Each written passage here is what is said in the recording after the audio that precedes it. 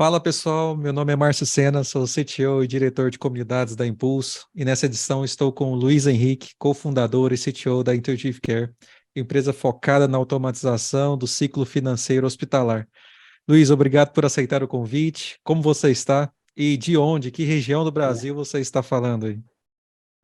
Estou bem, obrigado, Márcio. Obrigado pelo convite. Eu estou falando do Rio de Janeiro, né? A Intuitive Care começou, inclusive, aqui. Hoje em dia a gente já está full remoto, gente no Brasil inteiro, mas eu continuo firme e forte aqui no Rio de Janeiro. Que massa, que massa. Cidade linda e que eu estou com saudade. Acho que a penúltima vez que eu estive no Rio, eu tive a possibilidade de te conhecer presencialmente, né? Sim, Inclusive lá na sim. Impulso. Então, bacana a gente ter mais uma possibilidade de troca, de partilha aí. Luiz, eu queria que você compartilhasse um pouquinho antes da gente começar de fato a falar dos nossos desafios, das soluções que nós temos encontrado em nosso dia a dia, um pouquinho da sua trajetória, da sua formação e como você chegou na posição de CTO, mas também como cofundador, né, da Intuitive Care. Sim. Bom, vamos lá. Eu sempre fui da área de engenharia, né, uma área mais técnica, mas no começo da faculdade, especialmente, eu era zero ligado à programação, não sabia programar nada e não gostava, inclusive, das disciplinas de programação.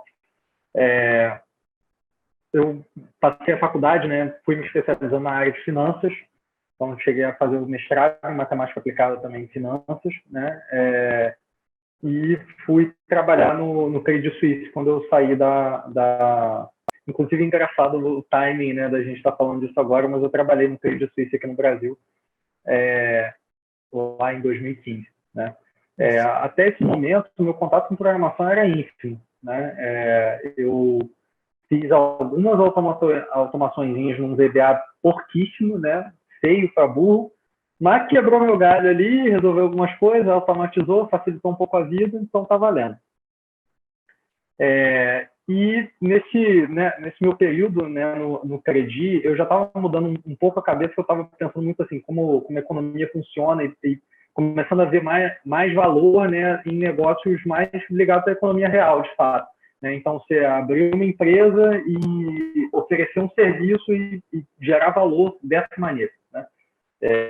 E menos puramente nas finanças, ou então, por exemplo, numa consultoria, numa coisa um pouquinho mais indireta ali. Né? Meu sócio, né, já estava com uma ideia, correndo atrás de algumas coisas, tal, vendo, pensando, trocava bastante ideia comigo, a gente é amigo há muito tempo. Então ele me ligava, pedia umas opiniões, eu ia conversando com ele. E em um dado momento eu saí do Credi, né? E ele me chamou para começar a empresa. E aí começou a jornada, né? E assim eu também comecei no mundo da programação, porque a gente no começo a gente tinha um produto que a gente precisava levantar e era um produto. A ideia era ser uma empresa focada em tecnologia e em dados, né? Só que a gente tinha certos problemas para obter os dados e apresentar esses dados. Então a gente tinha um front-end onde a gente usava um D3, né? E eu comecei a programar muito ali, né? Fazendo essa parte funcionar. A gente tinha até contratou uma software house, não deu muito certo. E aí eu comecei ali a apanhar no JavaScript, né? HTML, CSS, apanhei bastante. E depois comecei a apanhar no Java também. Porque a parte de obter as informações e transformar as informações para a gente apresentar, a gente começou fazendo no Java, porque um amigo meu sabia Java e me ensinou, né? Que inclusive ele cofundou a IC com a gente, em algum momento ele saiu, hoje em dia tá lá na Suécia, enfim, trabalhando com machine learning, é um cara super fera, e ele que me ensinou Java, então eu aprendi o comecinho de Java ali com ele. E assim, eu acabei enveredando dentro da empresa mais para essa parte de tech e comandando mais a parte de tech, né?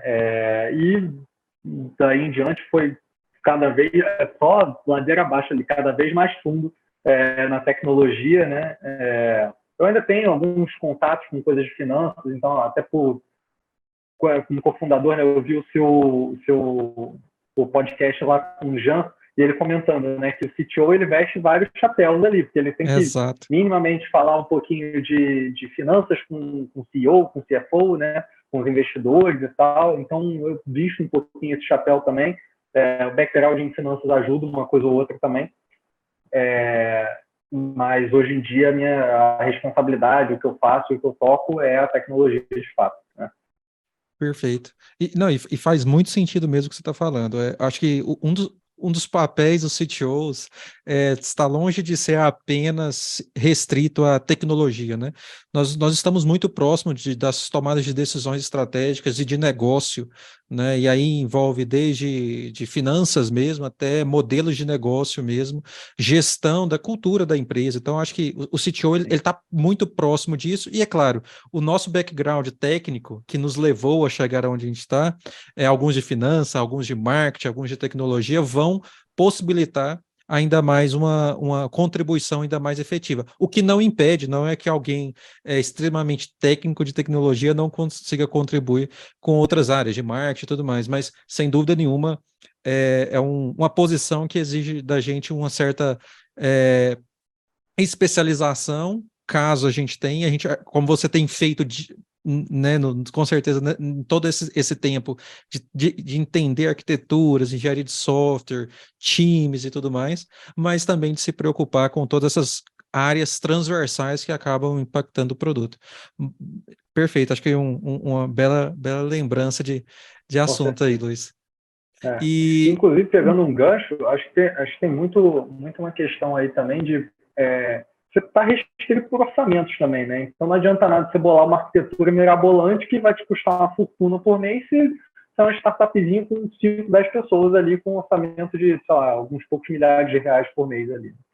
sem dúvida nenhuma. Bom ponto.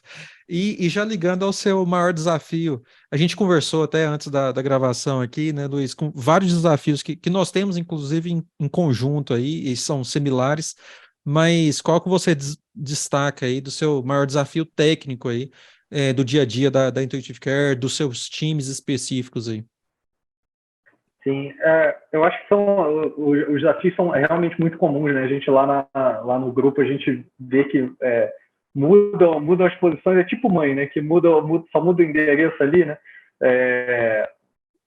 Mas um que a gente tem, que eu vejo, acho que teve até uma discussão também hoje, que o pessoal estava trocando ideia, sobre sustentação versus projetos, né? Então, a parte mais operacional ali, de tocar o dia a dia, resolver pequenos bugs e projetos.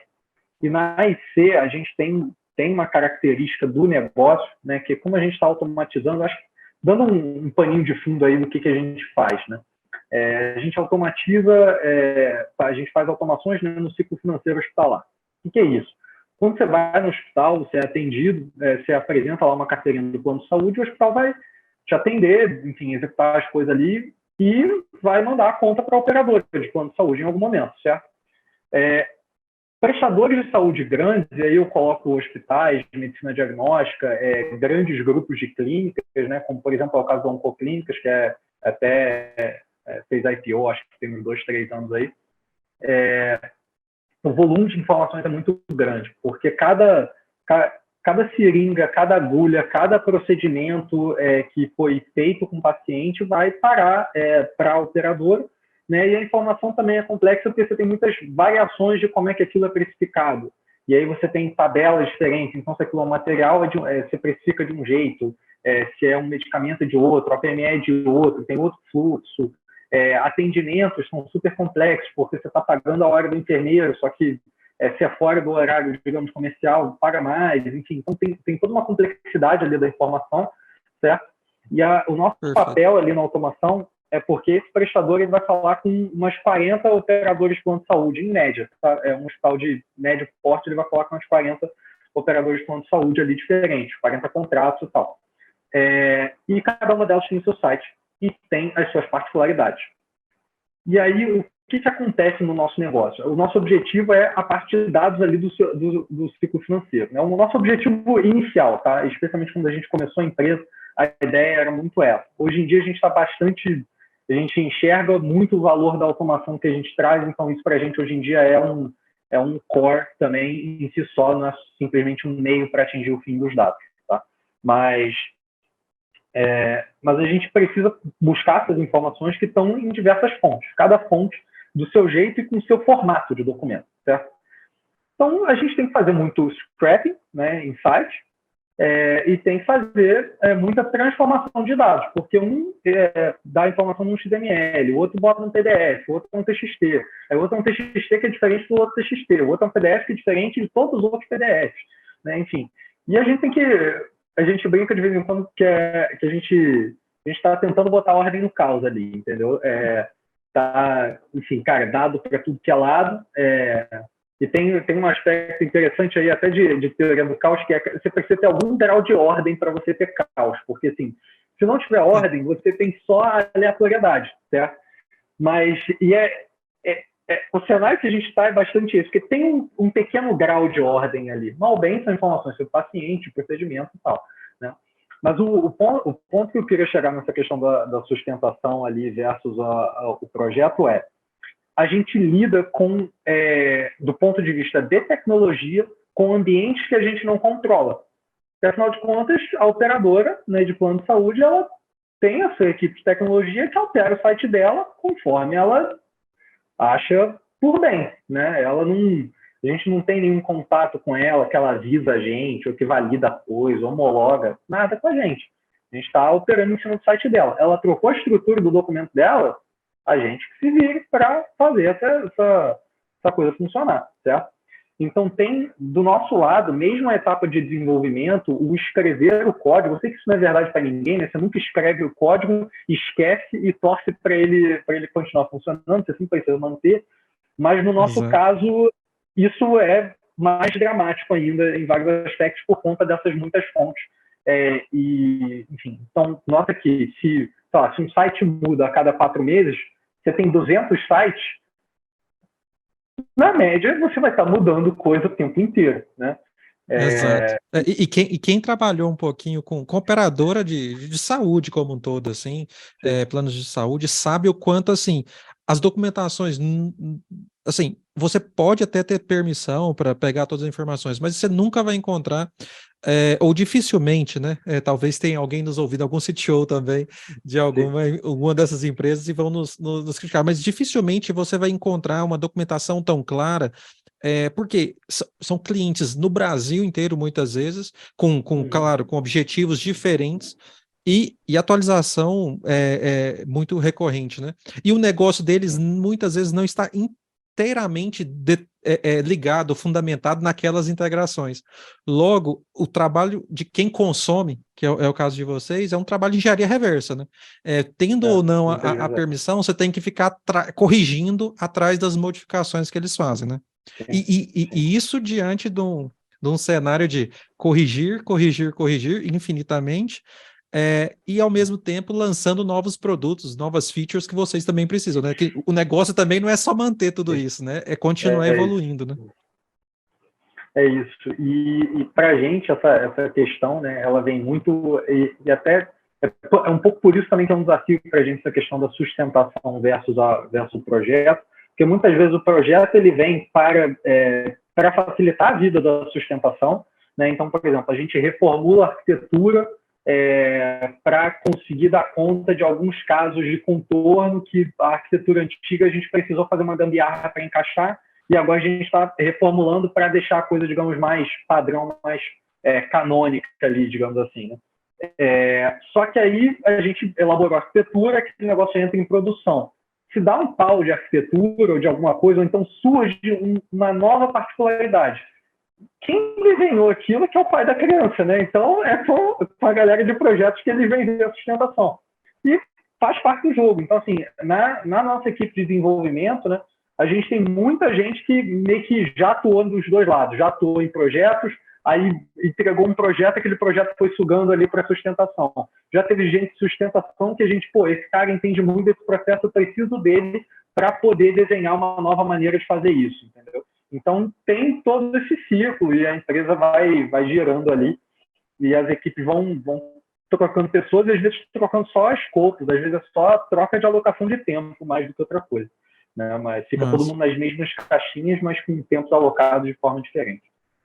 Mas pensando aqui em alguma estratégia, você tem alguma métrica, alguma fórmula, alguma estratégia que seja para equilibrar isso? Eu imagino, claro, que vão surgir coisas no meio disso tudo, que é expedites, que são coisas urgentes, que precisam furar qualquer fila. E muitas vezes isso vai vir de sustentação mesmo, desse suporte, de que o principal cliente, o principal fornecedor ali de vocês, ele não consegue operar, e aí, beleza, isso vai entrar como expedite, mas dentro da normalidade do dia a dia, de sustentar algumas coisas, de atualizar e de novas features, tem alguma fórmula, alguma estratégia que vocês têm usado, ou que você já usou e que não funcionou, estão testando alguma outra estratégia? Vamos lá. A estratégia que eu testei e não funcionou, nunca consegui Isso é fazer bom. funcionar, Essas são boas também. Eu já não vou por ela. é, foi blindar a galera de projetos. Blindar a galera sênior e deixar eles só em projetos. Especialmente os sêniors, foi mais difícil fazer isso. Por quê? Porque o que já aconteceu com a gente? Quando eu consigo blindar um júnior, normalmente, primeiro, o júnior eu tenho outras pessoas que podem suprir aquela função e ele tem, às vezes, um conhecimento mais limitado. Então, a agenda dele fica mais controlada também. As coisas não vão escalar para ele. Né? Ele é um júnior, então as coisas não vão escalar para ele. Quando você bota o sênior para ficar alocado só em projeto, cara, assim, quando a bomba estourar, o cara vai ser consumido. Se você tem um ambiente frenético de operação, né, e a gente, assim, o volume que a gente transaciona realmente é bem grande, então, assim, diariamente a gente extrai, isso eu olhei há uns 6 meses atrás, tá? Eu nem sei como é que está hoje, mas a gente extrai diariamente 100 mil arquivos, mais de 100 mil arquivos por dia de todos os portais de operadores, entendeu? Dos nossos diversos clientes. Então, assim, a gente extrai um volume muito grande de informações, processa um volume muito grande de informações, né? Cerca de, eu acho que 16% do total de faturamento de saúde no Brasil, de prestador para operador, passa pela gente, né? Porque a gente tem alguns clientes muito grandes. Então, a operação é bastante frenética, bastante corrida. Então, se eu tento blindar o sênior, quando alguma coisa esquenta, ele acaba tendo que ser puxado para a operação, para resolver aquele problema. E aí o projeto ele fica meio interrompido, esquecido, cai no esquecimento, porque você não consegue ter uma cadência naquele projeto. Perfeito. Então, uma coisa que a gente tem feito aqui às vezes, conseguir blindar alguns júniors, especialmente, enfim, normalmente pessoas bastante inteligentes. Todo mundo, cara, a gente gosta bastante da equipe, mas um pessoal que se destaca muitas vezes a gente puxa para projetos, né? E um pessoal também que às vezes não quer tanto ficar ali na operação, prefere, às vezes tem preferência, né, por coisas mais de arquitetura e tal, a gente puxa também, tenta ler um pouco ali as preferências da pessoa e puxar. Já teve gente também que a gente tentou tirar da operação e colocar em projeto e não deu certo, porque a pessoa não quis, não gostou de projeto, ela preferia meio que a temperatura mais alta ali da operação, né, a adrenalina. Mas a gente tenta blindar o júnior e deixar um sênior com ele colado, para tomar as decisões e fazer a coisa andar e dar umas orientações mais específicas ali, né? E com isso a coisa tem caminhado bem. Claro, tem momentos que a gente, cara, se tem alguma questão operacional pegando mais fogo, às vezes a gente vai puxar recursos para alocar para resolver aquilo, né? Mas a gente vai tentando equilibrar um pouco desse jeito, entendeu? Blinda Perfeito. algumas pessoas, júniors, para manter a cadência de evolução do projeto, entendeu? Entendi. E eu acho que a gente até entrou na minha próxima pergunta que eu ia direcionar para você, eu acho que ainda dá para a gente falar um pouquinho ainda dela, que beleza, você já me falou aí que você tem perfis diferentes aí dentro de experiência diferente dentro do seu time. Eu acredito particularmente muito nisso. Eu acho que no momento que nós estamos agora, que é só mais um dos momentos, embora ele seja um momento difícil, não vamos ignorar isso, mas ele é um dos momentos dessa jornada da evolução de tecnologia no Brasil, de colaboradores, de times de tecnologia, e para mim é cada vez mais importante a gente ter, beleza, é importante que nós tenhamos seniors, a gente tenha pessoas plenas que já passaram por algumas experiências e que elas vão tomar decisões mega importantes, mas também essa formação, né, que você disse aí, que você tem pessoas júniores que estão, então, ou seja, o time está em constante formação, porque você sabe que a chance de você perder um sênior também não é baixa, e você está constantemente formando e evoluindo quanto à experiência essas pessoas para que elas cresçam e elas sejam o pleno de amanhã, o sênior de 2025, 26 dentro do seu time. E aí, pensando, e é por isso que, assim, especialmente aqui na Impulso, nós montamos times, na sua maioria são plenos e seniors, mas também agora em 2022 a gente lançou um produto especificamente para juniors, que é o nosso Impulsor Plus, para a gente capacitar essa galera. E aí eu queria que você compartilhasse um pouquinho quais são as suas principais ações no seu dia a dia, Luiz, para desenvolver e formar um excelente time de tecnologia. Porque um time que responde a essa operação e responde à evolução de produtos, ele precisa ter algumas características que eu imagino que você tenha conseguido pelas nossas conversas. E aí, quais que são essas ações que você tem feito aí no seu dia a dia? Vamos lá, pegando até um pouco da história ali da IC, né? Como é que a gente começou e por que a gente começou com essa estratégia. Muitas vezes uma questão, lá no começo, né, especialmente, restrição de recursos. A gente era muito pequeno e desenvolvedor uma mão de obra bastante especializada, então cara, né, e tal. Então a gente contratou um sênior que a gente precisava de alguém que soubesse muito mais de desenvolvimento do que eu sabia, afinal de contas eu estava começando. Né? E a gente conseguiu essa pessoa, está com a gente até hoje, um cara super fera, e, enfim, ele ajudou muito a direcionar e a tirar algumas dúvidas minhas e tal, né? Especialmente em algumas restrições de tecnologia, então o que dá para fazer, o que não dá, apontar alguns caminhos ali. E a gente começou a contratar muita gente nova, né? E tivemos experiências muito positivas. A gente contratou gente muito boa, então eles contribuíam. E eu era muito novo, né, também na época, então eu devia ter o quê? Quando a gente começou a contratar a gente, acho que eu devia estar com uns 27 anos, né? Então as pessoas que estavam se formando, que a gente estava contratando ali no final de faculdade, eles não eram tão bizarramente mais novos que eu, não era uma diferença de 10 anos, era uma diferença de 5, 6 anos, né? Então tinha uma proximidade muito grande e com isso eles tinham também uma proximidade muito grande de sugerir coisas, né? E com isso eles iam evoluindo, porque eu apresentava os problemas, eles iam pesquisando também. Isso é uma coisa que eu tento estimular muito no pessoal, né? Cara, assim, propõe coisas. Você que está especialmente para a galera mais nova que entra na operação, onde que estão sentindo o calor da operação ali? Onde é que está dando pau? Né? Onde é que está quebrando? Putz, onde é que o meu log não está me dando a informação que eu preciso? Eu estou tendo sempre que ver em vários lugares para descobrir aquele negócio. Né? Então, assim, proponha coisas, tenta entender o que está funcionando por debaixo dos panos. Né? Então, a gente, no processo seletivo, isso é uma coisa também que a gente recorrentemente fala, né, com os candidatos. Eu comento no processo seletivo que é uma etapa de alinhamento do que vai ser esperado, né, quando ele entrar aqui na empresa. Né? Um dos pontos é que é bastante colaborativo, né? Todo mundo vai tentar te ajudar na medida do possível, mas você é o responsável pela sua própria evolução, muitas vezes também. Né? Então, você tem que... você tem ali as suas aplicações, você está vendo um pedacinho da coisa, né? Mas, cara, tenta entender, aquele pedacinho ali, ele se encaixa onde? Ele está rodando onde? Como é que aquele negócio ali está executando? Estou escrevendo um código, eu dou um commit no GitHub e, de repente, logs começam a aparecer em outro lugar que antes não apareciam. O que aconteceu nesse meio do caminho? Entendeu? Tenta entender quais foram os passos executados para isso. Né? E aí, com isso, você vai ganhando mais conhecimento sobre a infraestrutura, sobre o que você está rodando, você vai começando a conhecer um pouco as limitações também de cada escolha que você faz. Né? Então, se você rodar a coisa numa EC2, por exemplo, né, numa máquina virtual, é diferente de rodar num Lambda, que é um Functional as a Service. As limitações são diferentes. Se rodar o Functional as a Service da AWS, as limitações vão ser umas. Na Azure são outras. Então, assim, você tem que tomar ali as escolhas, né?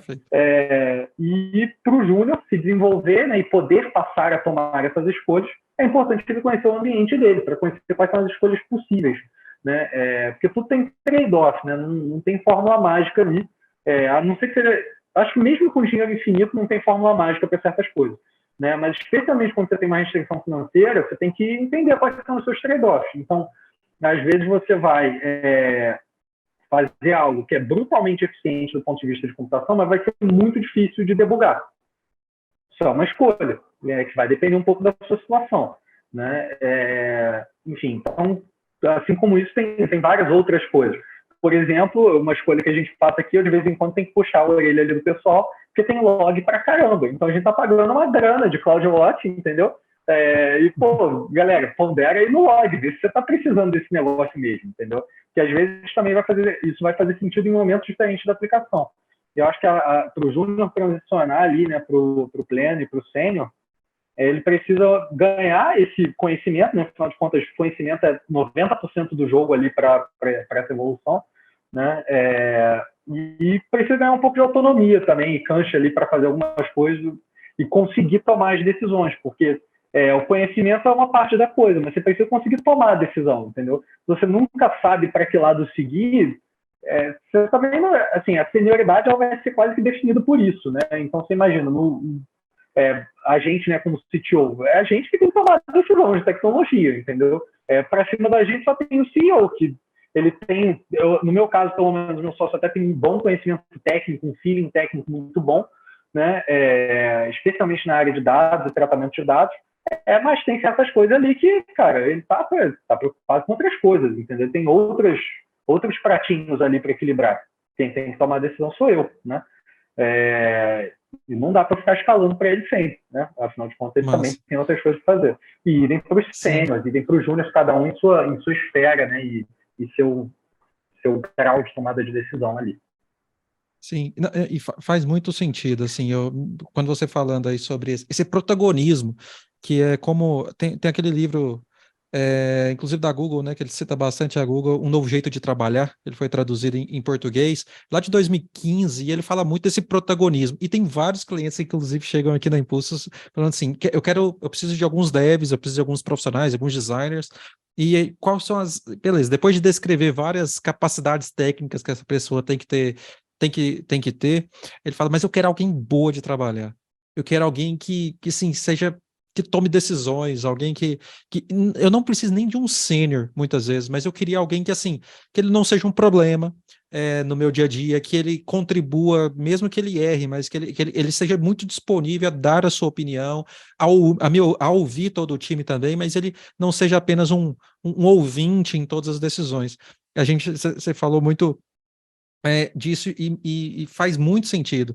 Acho que independente se a pessoa está na sua fase inicial ali com tecnologia, e a gente vai ter pessoas assim dentro do nosso time ou pessoas mais seniors, é mega importante que nem todas as decisões recaiam, né, sobre o CTO, sobre os heads, sobre os tech leads, mas que elas venham, muitas delas, pelo menos, como opiniões de caminhos que a gente poderia seguir para que a gente, de fato, consiga, beleza, agora na nossa posição de tomar decisões que a gente precise, mas também a partir de possibilidades que a gente já enxerga, né? Eu me incomodo muito com perguntas, e aí, agora o que eu faço? Eu falei, velho, você está nesse problema tem uma semana, o que você acha? Né?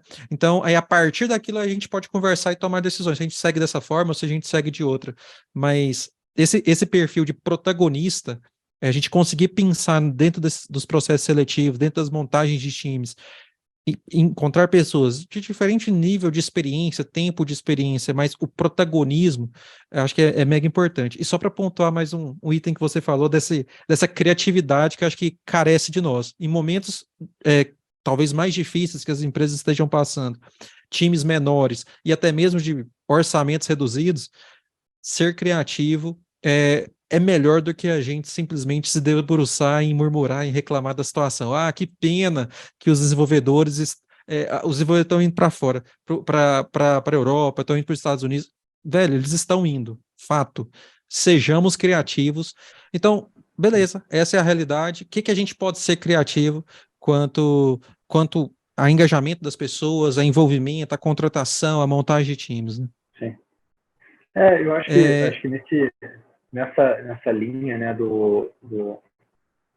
até dessa competição com, digamos, lá fora, né, com o exterior e tal, competição por mão de obra, eu acho que tem um ponto que tem uma oportunidade aí para o Brasil, de uma maneira geral, né, que, inclusive, isso, especialmente casado com trabalho remoto, que é descobrir gente em tudo quanto é canto do país, né? A gente, quando a gente tomou a decisão de partir full home office, né? Não tem escritório, enfim, ficar numa estrutura completamente remota, a gente começou a receber currículo de gente, né? A gente abria a vaga no LinkedIn, aí vinha gente, primeiro, que não era de formação técnica, beleza? Eu acho que esse é um ponto, que assim, isso tudo bem, é muito dependente de como é que está a empresa, né? Se, por exemplo, se você tem um corpo de founder não técnico e você precisa de alguém técnico, você não vai conseguir contratar alguém que ainda não sabe, não tem conhecimentos mais avançados. Mas no nosso caso, a gente já tinha uma base de conhecimento interna construída muito grande em relação às coisas de nuvem, a gente já tinha um time bem estabelecido ali, né? É claro, o time todo era muito novo, né? A gente tem relativamente poucos desenvolvedores sênior, mas ainda assim a gente tinha conhecimento para, por exemplo, chegou um novo júnior, e aí o que a gente costuma exigir é o básico de programação e, por exemplo, nos testes, o que a gente faz? A gente dá um teste que, assim, ele certamente não vai saber fazer aquilo no momento que ele lê o teste, mas é um teste simples o suficiente para ele pesquisar meia dúzia de coisas, a gente dá uma semana para o pessoal fazer, e eles se viram. E é isso que eu quero. Eu quero alguém que saiba for, e se importar um módulo aqui e acolá, entendeu? Programar em alguma linguagem e saiba pesquisar quais são as bibliotecas que podem facilitar o trabalho dele, etc. E com isso a gente conseguiu pegar gente que não tinha, às vezes, background técnico, estava migrando de carreira, gente de faculdade que eu nunca tinha ouvido falar, tá? Então, assim, eu acho que esse é um ponto também para o pessoal, digamos, abrir um pouco a cabeça, na seguinte linha. Tem as pessoas das universidades, digamos, mais renomadas, né, do país, e essas pessoas, inclusive, serão as mais assediadas, não só por empresas estrangeiras, mas por empresas grandes do Brasil, né?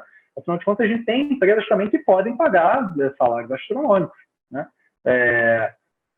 E se você só foca nessas empresas, às vezes você está abrindo mão de e aí tem um aspecto até socialmente positivo, de dar uma oportunidade para alguém que, cara, tenha vontade e tem o que precisa do ponto de vista de conhecimento. Se você não criar, digamos, barreiras arbitrárias ali, né? Então, por exemplo, vou exigir que o cara tenha curso de inglês. Cara, tem um monte de recurso no YouTube em português, entendeu? Então, assim, você pode até exigir, se você tiver alguma coisa muito avançada, que a literatura seja só em inglês, talvez faça sentido. Mas, assim, se você nunca usou inglês no seu dia a dia do trabalho, por que você vai exigir isso, entendeu? Assim como, eu quero que o cara seja engenheiro. Cara, eu acho que eu nunca tive que fazer uma integral aqui no trabalho, entendeu? Nunca tive que, usar a teoria fundamental do cálculo, nunca tive que usar, sei lá, acho que nem conhecimento de sequência, entendeu? Série, transformada, nunca tive que usar nada disso, sabe? Então, assim, para que eu vou exigir isso do cara? Né? Eu preciso que ele saiba programar, e sim, e consiga competir com isso. Então, acho que tem uma oportunidade grande aí de começar a abarcar pessoas de locais mais distantes, né, que tem a capacidade, tem a vontade, né, de trabalhar, que também eu acho que faz muita diferença, 80% do caminho aí, e eu acho que isso pode fazer uma grande diferença aí para todo mundo. Então, quem estiver assistindo, se não fez ainda, cara, abre um processo seletivo aí no Brasil e você vai ficar chocado com a quantidade de currículos que chegam. Massa. Fato. Só ouvir verdades. Faz todo sentido, Luiz. E pensando aí, ainda em partilhar ainda um pouquinho mais do seu dia a dia, Luiz, tem algum case de sucesso que você possa compartilhar conosco? Algo que tenha acontecido recentemente, nos últimos meses, até mesmo no último ano aí, que você fala, Márcio, acho que aprendi bastante com essa experiência, eu acho que vale bastante a gente partilhar aí. Sim. Um case de sucesso, né, que a gente teve, eu acho que aí o sucesso como empresa foi, eu estava até comentando contigo, né, em relação a gente ter, em 2 meses, a gente levantou um produto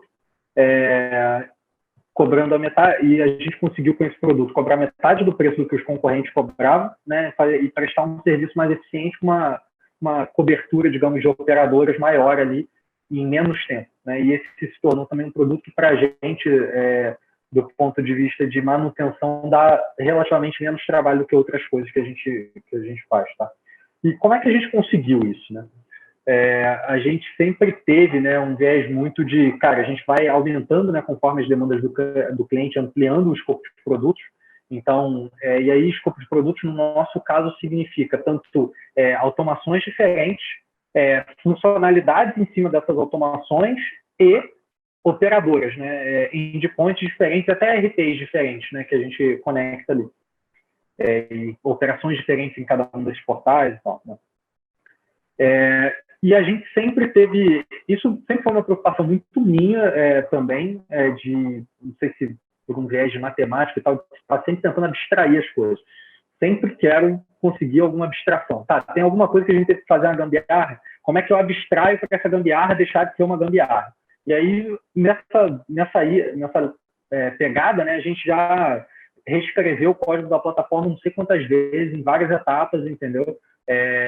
E uma das coisas que a gente fez foi justamente reescrever para ficar muito fácil adicionar determinadas rotas. Por um motivo, um acaso, na verdade, essa demanda desse cliente chegou quando a gente estava fechando um determinado projeto desse. E aí a gente conseguiu aproveitar toda a vantagem ali do projeto para fazer esse negócio funcionar.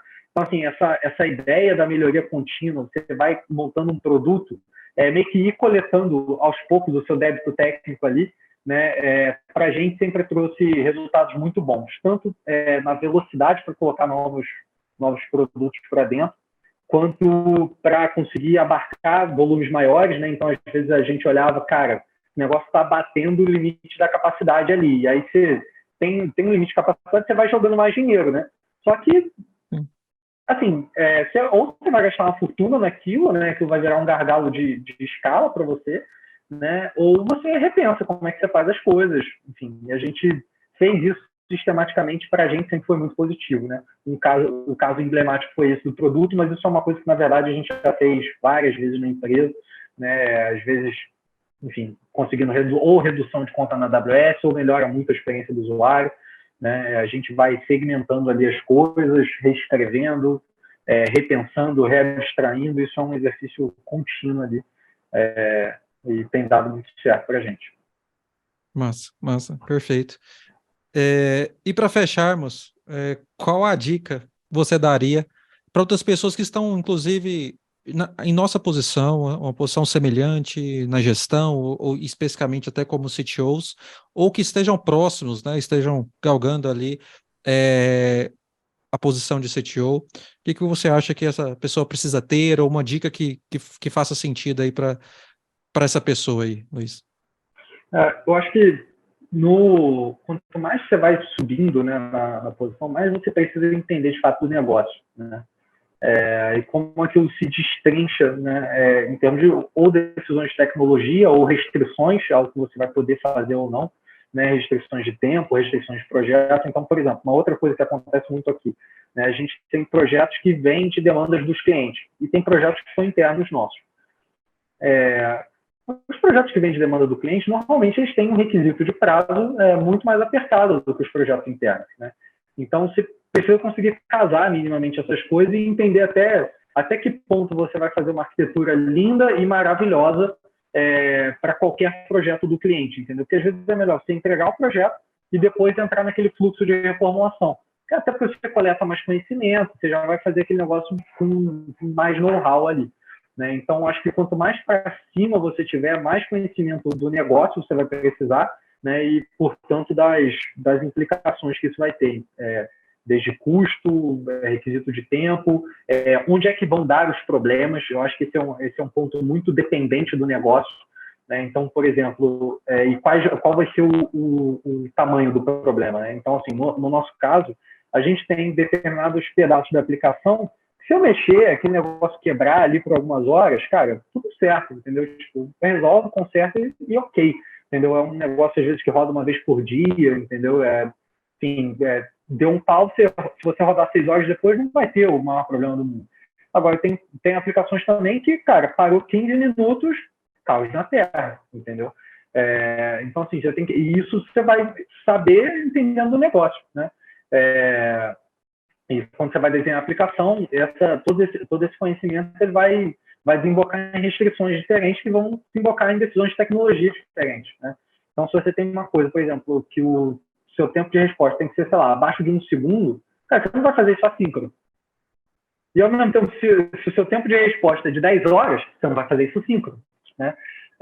E esse tipo de coisa você só vai saber com experiência mesmo ali, e conhecimento, falar às vezes com outras equipes, né? Então, aqui dentro, por exemplo, a gente tem uma equipe também bastante volumosa, que é a equipe de sucesso do cliente, né? Que faz meio que uma ponte entre desenvolvimento e o cliente. Via de regra, porque, enfim, como o produto em si é todo de tecnologia, né? Acaba que a ponte principal fica sendo essa. E eles têm bastante conhecimento de onde é que dá problema, onde é que dói mais no cliente, entendeu? E a gente conversa muito, eu converso muito com a liderança dessa área, que é o Carlos, para entender o que está pegando. E aí, onde é que eu vou ter que atuar, dado que a gente está com esse problema, dado que outras coisas estão acontecendo, essa equipe está tomada já com outro problema, como é que eu vou fazer isso, né? Então, esses conhecimentos específicos de negócio aí são bastante relevantes, né? Para a nossa posição. Sim, e é claro, eu acho que a gente vai percebendo a cada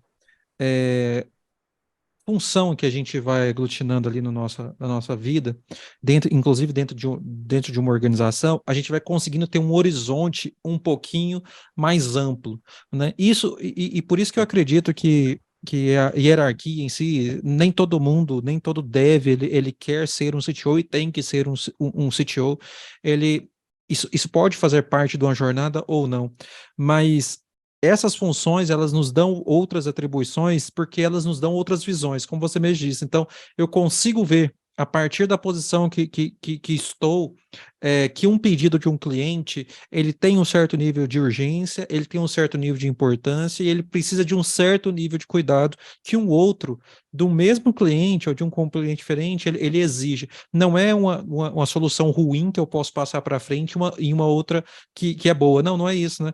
Mas o quanto a gente tem que desbravar ali, quanto novas implementações ou novas arquiteturas e outras que a gente não precisa de um investimento tão grande, mas que no final das contas, é claro, tudo tem que funcionar como o requisito pede, como foi acordado ali no contrato e negociado, mas essa posição que nós temos nos dá essa oportunidade da gente ter um horizonte um pouco maior, da gente conseguir, e aí acho que é bem importante, a gente não reter essa informação, como você mesmo disse, e partilhar ali com o restante do time, para que o time também não fique 3 semanas desenvolvendo algo que, gente, em 3 dias, eu acho que esse era ou dava ou não dava, a gente dava um retorno para o cliente, a gente tomava outras decisões, né?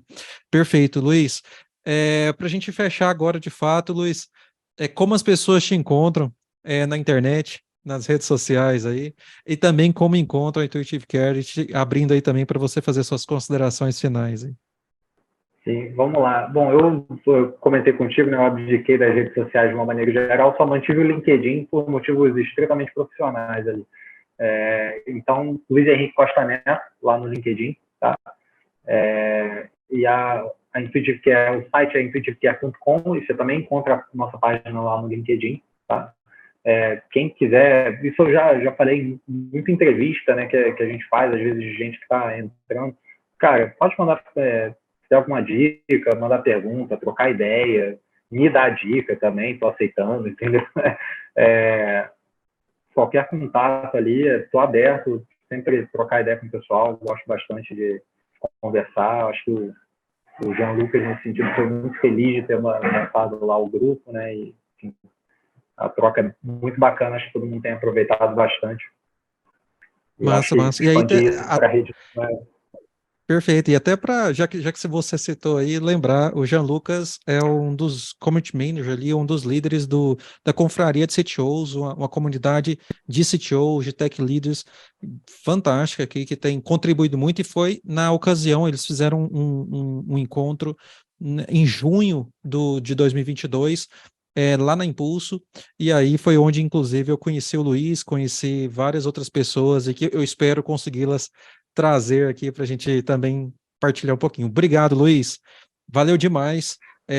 Eu quero agradecer aí pelo seu aceite.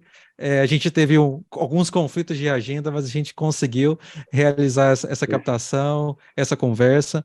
E eu quero também agradecer a todos que nos ouviram até aqui. Espero que tenham curtido e até a próxima edição do High Tech. Abraço, pessoal. Tá ótimo. Obrigado, Márcio. Um abraço.